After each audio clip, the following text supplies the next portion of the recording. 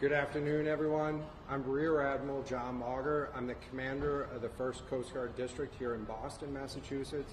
And in this case, I am the lead for the Coast Guard search and rescue operations for the overdue submersible out near the wreck of the Titanic.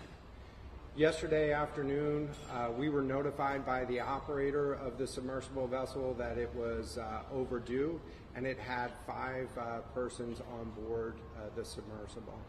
So we're working very closely at this point to make sure that we're doing everything that we can do to locate the submersible and rescue those on board.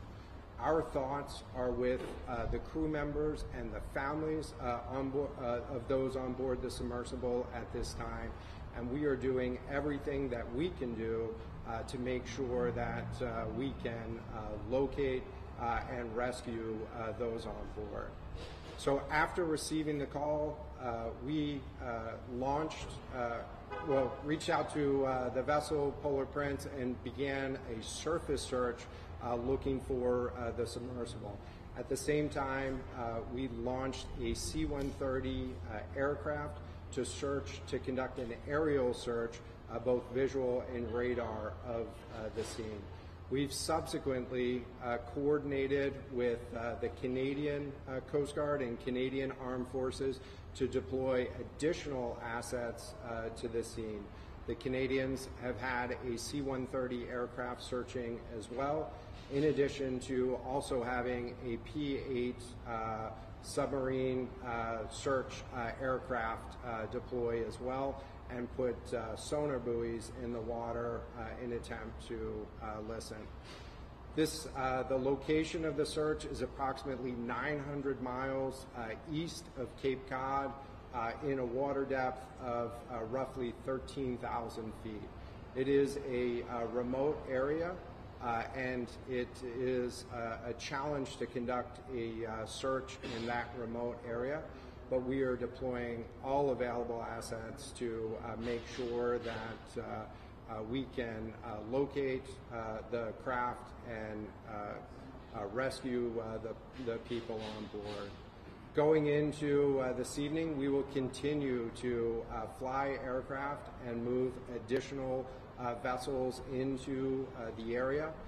In this remote part of our search and rescue responsibility, oftentimes we rely on commercial operators to be the first vessels on scene, and so we've been in touch with additional commercial vessels that are operating in the area, as well as initiating the movement of additional Canadian Coast Guard assets and U.S. Coast Guard surface asset into the area over the course of the next couple of days. Adding to the complexity of this case is the fact that this was a submersible vessel, and so we need to make sure that we're looking both on the surface for the vessel if it had surfaced back to the water, but it somehow lost communications with the vessel, and that's what the aircraft and the surface search vessel is allowing us to do right now. But we're also having to search in the water column, and we're doing that right now with the use of sonar buoys and sonar on the ship that's out there to listen for any sounds that we can detect in the water column. Over the course of the next couple days, we anticipate adding additional capability to conduct additional search in the water as those commercial assets arrive on scene. Again, our thoughts are with the families and the crew members on board this submersible, and we're working very closely with all U.S. and international partners to provide any capability that we can provide to search for the overdue vessel and rescue the crew members on board. At this point, we'll take questions. There are reports that the submarine may be trapped in the wreckage of the Titanic. Is this even possible? If that were the case, how much oxygen would these people on board have? So in terms of locating the overdue submersible, we have to make sure that we're looking on both the surface using aerial and surface vessels, but then expanding into underwater search as well. Right now our capability is limited to sonar buoys and listening for sounds, but you know, we're working very hard to increase the capability. We understand from the operator of the vessel that the vessel was designed with a 96-hour sustainment capability if there was an emergency on board.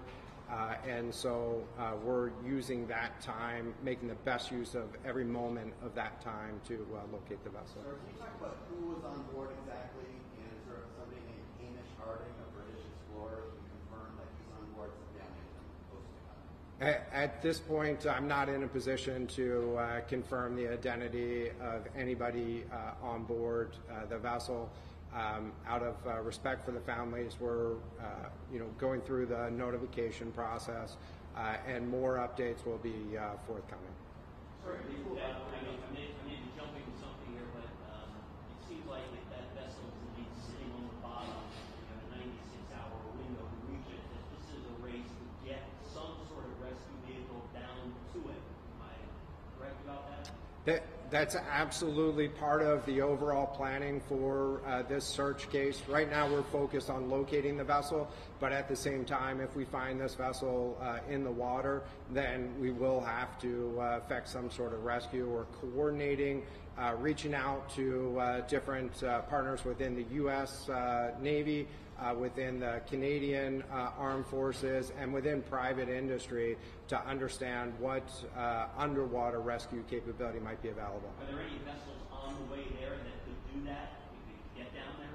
So at this moment, we're focused on the search and understanding the capabilities of the vessels that are deploying to the scene. So the sonar capabilities within the sonar buoys and within the hull of the commercial vessel that is out there operating on site, those aren't Coast Guard sonars, they are capable of listening to a depth of 13,000 feet, as I understand it. On some of the numbers here, you mentioned that there were 96 hours of oxygen. How much of the 96 hours do you believe may be taken if they are submerged? And also, what is the square mileage of your search right now? So in terms of the square mileage of the search, I don't have that number right at this moment, but it includes both a surface area that we're looking at and a subsurface area. And so we'll get you the exact number for the square mileage of the search. In terms of the hours, we understood that that was 96 hours of rescue or emergency capability from the operator, and so we anticipate that there's somewhere between 70 to the full 96 hours available at this point. Do you believe that the sub could be in a location near the Titanic, and if so, what are some of the challenges with sonar and the debris field that the Titanic had produced? So it's certainly the purpose of the submarine was to, as I understand, the purpose of the submersible was to provide opportunity to visit the wreck site and explore the wreck site. So that's a possibility. Again, right now our focus is getting on as much capability into the area as we can and understanding that full capability of those assets that are being deployed. Our aerial assets that are being deployed have the capability to do both visual and radar searches, and the Canadians' asset had the ability to drop sonar buoys and listen, and so we're using all that information to improve our search capability. And if you release that, what does that look like as far as training and organization challenges, etc.? So we're working through that right now, but what we're really focused on at the moment is really locating the vessel, which could either be in the surface or subsurface. And so we're bringing in technical expertise to understand both the dynamics of underwater search and underwater rescue operations. There'll be a lot of families watching this, and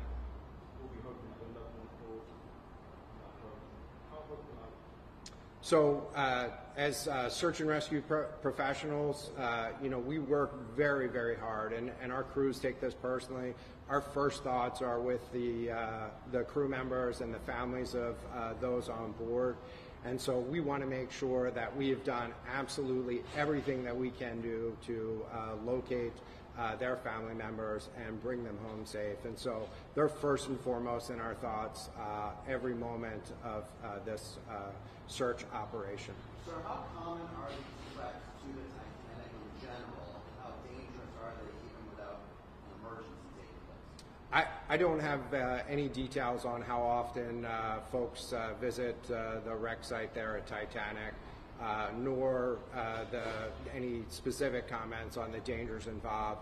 Certainly, every time ships go to sea, they encounter hazards and dangers, and so having properly prepared vessels, properly prepared crew members, and making sure that you practice emergency procedures, good practical advice for anybody that goes to sea. What's happening specifically with the families of those people involved right now? Are you in contact with them? Is there a staging area for them? What's happening? So at this point, I'm not going to discuss any information about the families and communications with the families, and so we'll provide that with future updates. Any idea on the number of personnel searching? Is it dozens, hundreds? So the Coast Guard has two C-130 aircraft. In addition to the command team that's working here, we have two C-130 aircraft deployed. The Canadians have a C-130 aircraft and a P-8 aircraft. We also have access to and will launch this evening a C-130 aircraft from the New York National Guard to make sure that we have sufficient air assets up there. On the surface, we have the commercial operator that's been on site, and we're bringing additional surface search assets into play, which will also bring in some subsurface search capability. So are the 5 Last people question, on board, please. How many are like company employees? How many are people who are paid to be on? I understand from the operator that there was one pilot or submersible commander operator on board, and that there were 4 mission specialists on board is the term that the operator uses for them. So five total. You have to ask the operator what that means. What we're focused on is finding those 5 people. Thank you very much for your time. Thank you for coming today. This does conclude this portion of the briefing. I can stay behind just to take any other questions down, and we can get back to you at a later time, and we'll be able to connect directly with you. I know you had a question about the square mileage area. Do you have a carpet food? Okay. Would there be any other additional questions? Do you have any idea in 96 hours if we're talking on Sunday morning? That went missing. That's when the clock started, right? Sunday morning? So I'm not sure the exact time of when it started. As far as the communications on there was the 96 hours total on there. I'm not sure if that's the amount of time total that it can stay underwater, or if that starts another time. We can clarify and get back to you on that. Yeah, I guess what we're getting at is halfway into that time. Right. Reach the point, or is that something they estimated as now going forward? It seems to me like it probably started Sunday morning. Right. When did that clock start for the 96 hours? Sir, this is a very specific question. Yeah. Do you know if this submersible had anything that would allow it to stay afloat on the surface under the emergency? Yeah, no, we don't have any information on the specifics of how the submersible is set up or for any kind of emergency. As far as we know, we don't have any of that. We don't know that yet. We do know that the aircraft that we have on scene that are searched in the area can search a large area within that period of time over assets. So if they're on the surface, we'd be able to see them with the crews. So do you know if the mission specialists that you may have made on this submersible had any training to prepare them in the event of something like this happening? You mean for the persons on the submarine itself? I don't know. I don't know what the experience level of them is. Is there any sense at all whether the vessel's been damaged in any way? You guys know that yet? No, we don't have any indication, anything like that. It's only just that the communication had been lost. We know the last specifically like necessarily what was said on there, but it was about an hour and 45 minutes into their dive. An hour and 45 minutes. Was the last communication, the last recorded communication that they had. I don't have specifics on if it was stopped suddenly or if it was just a check-in period of time. They just didn't. Was that on Sunday or was that on Saturday? I believe that was Sunday. 'Cause I think the dive started on Sunday. I believe. But do we know why they lost communication? Do we know why this happened? Robert, what's the weather like there now? I believe seas right now are 3 to 6 feet with low visibility with fog. Not Is what, high seas, but low visibility. 3 to 6 foot seas, yeah. 3 to 6 foot considered. For that far offshore is fairly normal. I mean, it does get much higher than that during storms. Will there be more updates here? Or More than likely it will. I think just to keep this as kind of a central location, if we moved it down to the base, it would be much more difficult for you guys to get on. So if we do more briefings, we'd likely probably put it here. And next time we'll have more advanced notice from when we did this. We just wanted to make sure we got something out as soon as we could today so we could try and meet that. But we'll send out more updates on the site plus also Twitter to keep not only updating information, but also the next briefing, which likely won't be till tomorrow. Good. Thank you.